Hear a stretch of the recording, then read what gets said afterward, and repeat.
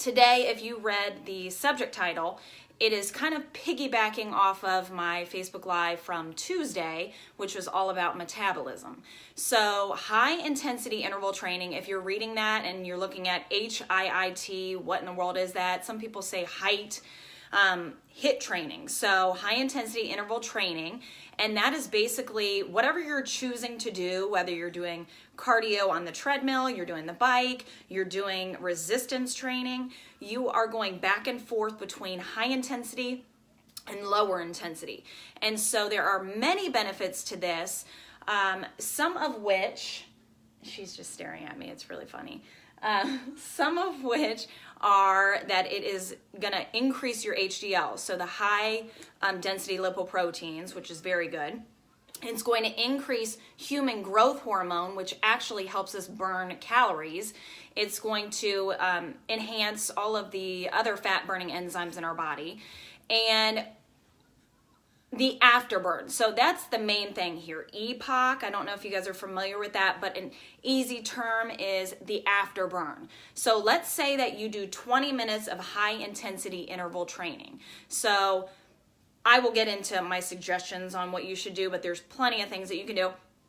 20 minutes of that versus over an hour of steady state cardio. Steady state is if you are training for a marathon, you are going out your front door and you are running at the same pace for an hour, 2 hours, whatever it is, at the same pace. That's steady state. There are times where that is beneficial, yes, if you are training for something like a marathon or a triathlon.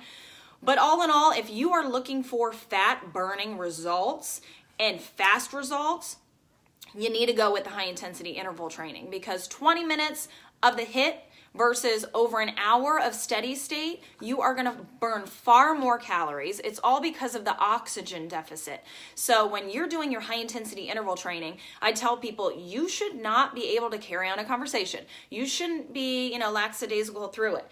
Your fast pace, you should be busting your behind. So if you're running on the treadmill, you get on there, you're sprinting as fast as you can. And I'm not talking 7 miles an hour sprint. I'm talking, if you can do 9 to 11 miles an hour, all out. 1 minute if you can do a minute. If you can't, start at 30 minutes. And then you're hopping off the treadmill, keep the belt going, hop off the treadmill and just jog in place. Here, I'll show you. So you're going to be sprinting, and then you hop off and you're just doing this for a minute. Keep your eye on that time, straddle the treadmill, hold on, of course, safety first, hop back on, sprint as fast as you can. If you cannot do 1 minute, then you need to start with 30 minutes, because it's far better to do more all-out, harder, higher intensity than to do a whole minute half as fast, half as intense. Hey, Lisa, what's going on?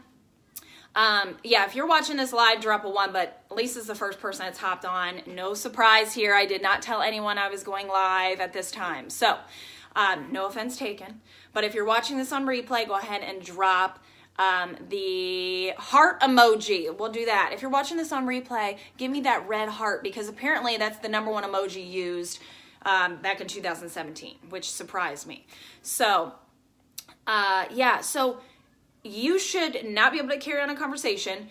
Bust it as hard, as fast as you can. Hop off, regular pace, back and forth.